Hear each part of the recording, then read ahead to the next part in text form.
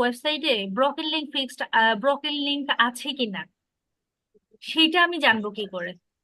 ঠিক হ্যাঁ, আছে, জি জি, হ্যাঁ, ক্লায়েন্ট ওইটাই তো ওইটাই, হ্যাঁ। জিজ্ঞাসা করতেই পারে যে তোমার আমার ওয়েবসাইটে ব্রোকেন লিংক আছে কিনা, তুমি একটু চেক করে দেখো তো। তো আপনি তখন কি করবেন? হিমশিম খেয়ে যাবেন। তখন আপনি কি করবেন? বিআরও ব্রোকেন লিংক চেকার আছে, ব্রোকেন লিংক চেক, এই স্টাফসের অনেকগুলো ফ্রি ফ্রি টুলস আছে। ঠিক আছে, এগুলো দিয়ে আপনারা খুব সুন্দরভাবে কাজগুলো চালায় যেতে পারবেন।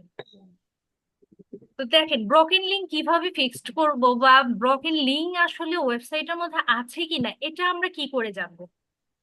তো এই স্টাফসের এই যে ফ্রি টুলসটা, এখানে আমরা লিঙ্কটা কপি করে আনবো, অর্থাৎ ওয়েবসাইটের যে লিঙ্কটা সেটা কপি করে আনবো। করে আনার পর চেক ব্রোকেন লিঙ্ক এখানে ক্লিক করলে দেখেন ভেরিফাই হবে।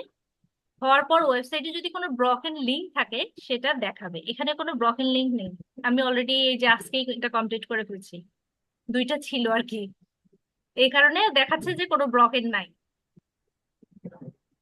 ঠিক আছে, তো যদি ব্রোকেন থাকে তাহলে লিঙ্ক গুলো আপনার সরাসরি চলে আসবে, ওই লিঙ্ক গুলো ধরেই আপনি মানে ওই জায়গায় যেতে পারবেন।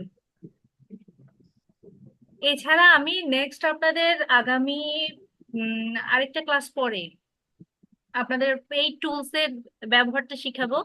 যখন কোনো ক্লায়েন্ট পার্মানেন্টলি আপনাদেরকে হায়ার করবে সেক্ষেত্রে আপনারা সেম রাশ টুলস এর মাধ্যমে কি করে ব্রোকেন লিঙ্ক থেকে A to Z আর কি একটা ওয়েবসাইটের যত খুঁটিনাটি সমস্যাগুলো আছে এগুলো আপনারা কি করে বের করবেন এবং খুব দ্রুত এগুলো সলভ করবেন কি করে, সেগুলো শিখাবো।